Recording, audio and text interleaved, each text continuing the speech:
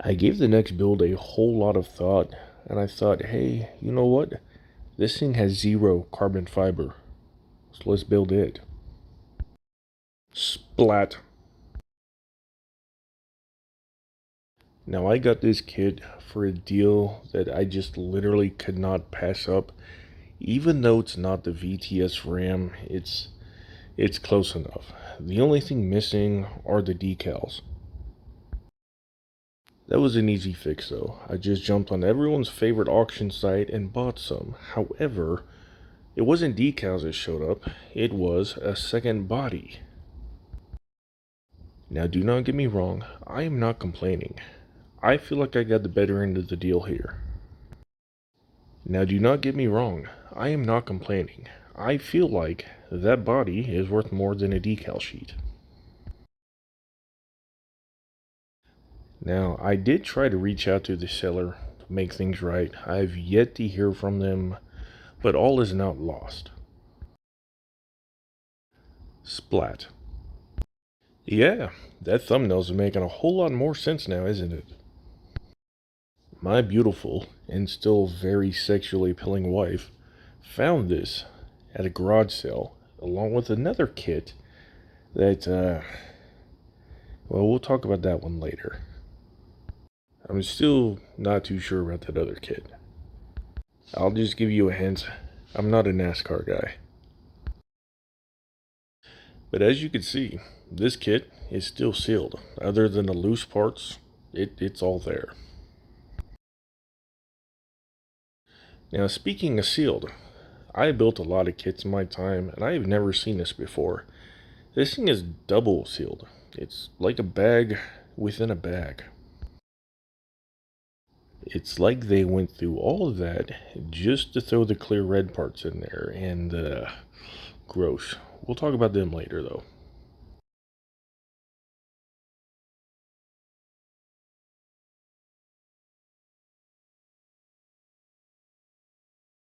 So as usual, I always show you just what's in the box, then I kick it all off to the side and we look at each sprue a little bit closer, starting with the body. I am a bit disappointed that the bed and the cab are all one piece. I understand why they molded it this way, I don't know. It doesn't make sense to me. Alrighty, first impression. All I see are mold lines and flash. This kit is definitely showing its age. That impact strip though, I am so glad that is gone. It's hideous. It does not belong on this truck. And I'm glad I don't have to sand it away. I am also raising an eyebrow at these raised parts on the bed rails. I have no idea what those are there for. And now at first I thought they were standoffs for the tonneau cover, but I built this kit when I was just a wee lad, and from what I remember, the tonneau cover fits flush with the bed. The only thing I could think of are the sprue points that they cut off at the factory. I have no idea what else they could be. This kit, despite being a full chassis, full interior, and full engine, there's not a lot of parts. On this sprue, we find the back of the cab / front of the bed, the rear tailgate skin, the tonneau cover, the rear quarter panel things for the bed, and of course that big rig inspired hood, followed by the front bumper cover, and it's got molded in mesh. You guys know how I feel about that. We'll address that later. This sprue has just a little bit of everything on it. We have the front grille, also with molded in mesh. Yeah. On the wheel backs, the rears, they're molded closed because they are drum brakes. On the front, they're open because it's disc brakes and we have to see them. Also, we have the main interior tub, the door panels, and the bench seat. I'm going to try to find some buckets for this thing. I think I got some in the stash. Now in this sprue, we find a completely intact second gen dashboard. If you know, you know. Followed by a core support, shocks, radiator, the inside skin of the tailgate, It looks like we might be missing a shock. Not really sure. Also on the sprue, we have a steering wheel. The master cylinder, it looks like a steering column. Also, we have the full exhaust system. Oddly enough, there's no mufflers, just cats and a whole lot of flash, and the mirrors. Oh, and the pedal assembly. Now on the next sprue, it's mostly the drivetrain. If that intake doesn't give it away, all hope is lost for you. Around the corner here, it looks like what is a Dana 70 diff cover, the Viper scripted valve covers. We have the flat Viper specific oil pan, the rear diff, the leaf springs, which are relatively flat. I had planned to lower this through the leaf springs, but I don't know now. Plan B. Oddly enough, this truck has full-length headers and what I'm guessing is a coolant bypass hose.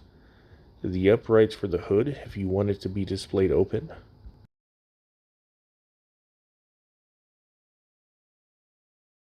Not much here, just the chassis, the firewall, and the front suspension assembly. Again, that's all molded in, so there's going to be no turnable steering, and it might be kind of hard to lower. Plan C. You'll have to forgive me, but I'm in a little bit of awe at just how heavy duty that sway bar is. Ever since I parked the SRT, I've been driving my 3rd gen Cummins, and I wish my sway bar was just that stout. Now, from my understanding, the VTS concept truck, it was, I guess, the grandpa of the sport package, which means there was almost no chrome. The grille, the bumpers, it was all painted body color. So on this sprue, we just have the wheels, the front disc, the headlight, taillight buckets, and the mirror inserts. Now most of this we either get stripped or dulled down to make it look less toy-like. I might even just replace those brakes altogether. And next up are the clear parts. Do you remember these from earlier? I do. And aside from this little tow hook thing and all the flash, the mold is actually very crisp. It just needs a lot of cleanup work.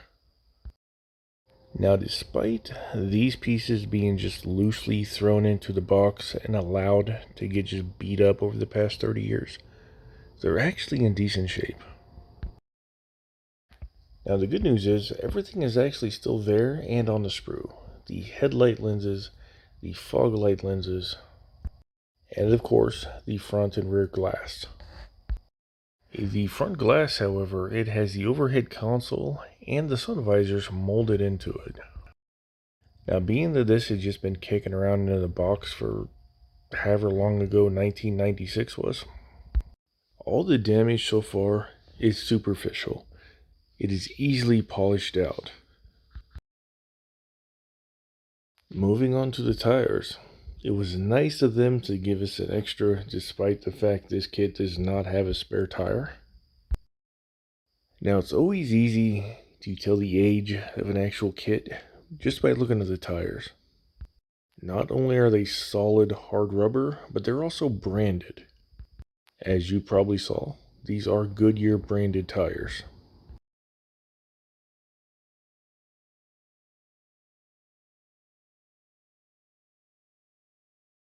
Look at these decals. Even though they were printed way back in 1996, they are in great shape. And finally, we're going to go through the instructions, just to kind of see what we're in for. I will go slow, but if you need to pause this to take a screenshot, get a closer look, whatever you need to do, now is your chance. Not sure why that calls for black. The box art and the real engine, the intake is red. I will be painting mine red.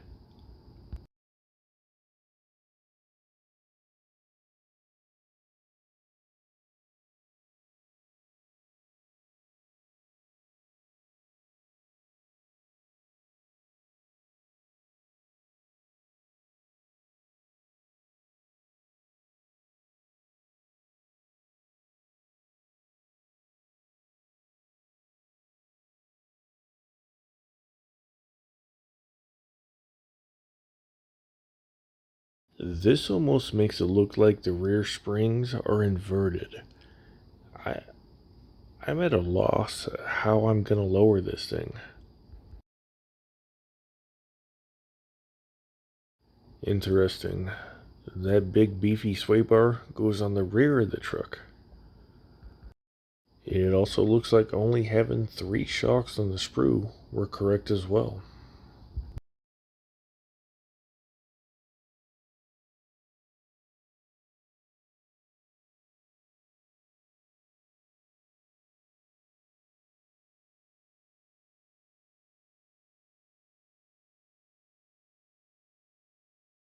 Ooh, I'm glad I saw that. That might be just a bit of an issue. If we look down here, we'll see the decal wraps around the grill, and is also supposed to fit in the little recesses inside the front bumper. And well, we're out of sprues. As I said earlier, there's not a whole lot to this kit, despite the fact that it is a fully detailed kit.